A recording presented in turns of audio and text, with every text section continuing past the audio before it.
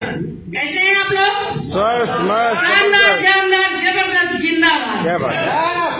तो मैं विजयश्री अकबरपुर अम्बेडकर नगर से और डिक्शन के पहले मैं हाउस वाइफ थी। तो डिक्शन का प्लेटफॉर्म मुझे मिला। एक मुझे जो है मेरे पड़ोसी ने मुझे डिक्शन का प्लेटफॉर्म बताया। तो इसके पहले मैं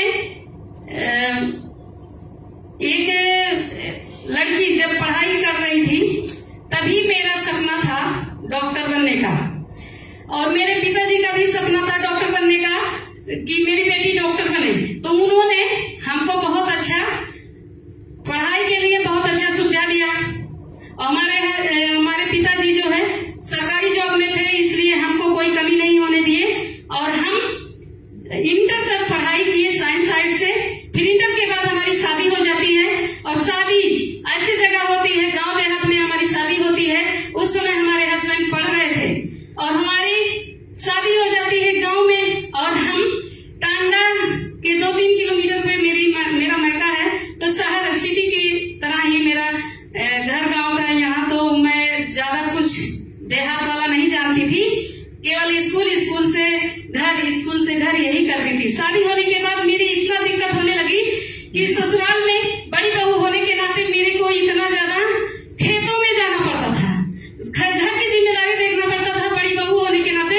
फिर मेरा जो सपना था उस सपने पे मैं रोया करती थी कि हे भगवान मैं कहाँ आ गई। मेरे हस्बैंड उसमें नौकरी भी नहीं करते थे।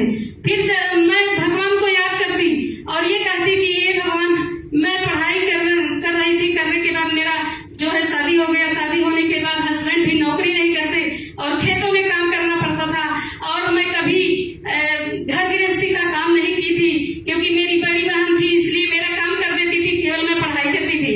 तो मैं रोती थी और एक सपना मेरा ये भी था कि मुझे नौकरी मिले और पैसा मेरा अपना हो और मैं अपने पैसे से अपना सपना पूरा करूं।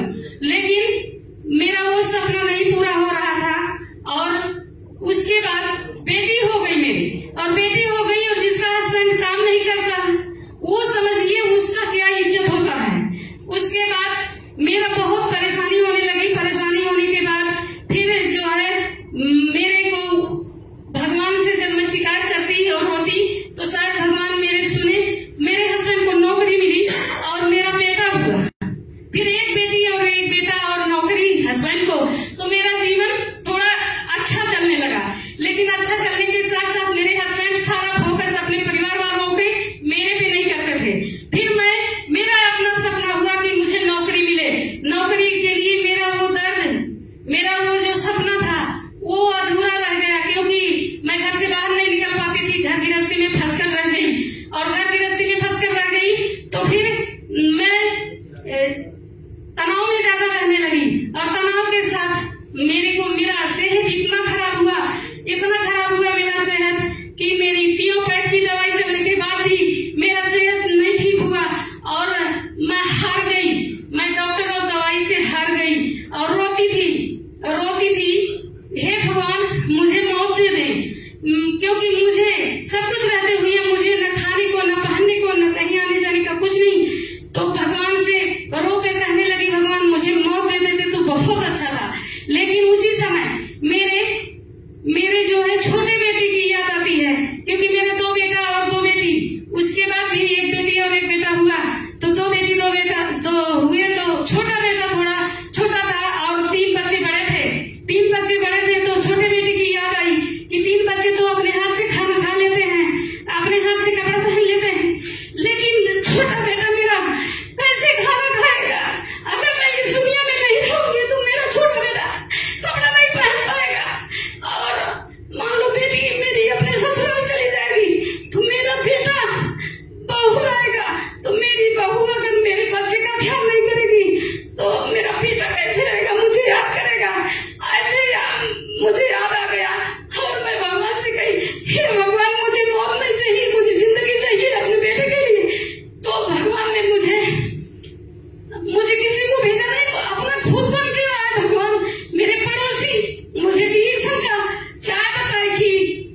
आप डी-एक्शन का चाय पियेंगी तो आपकी जो गैस का समस्या है वो दूर होगा, क्योंकि मेरी ढेर सारी दवाई खाने के कारण गैस ज्यादा बनता था।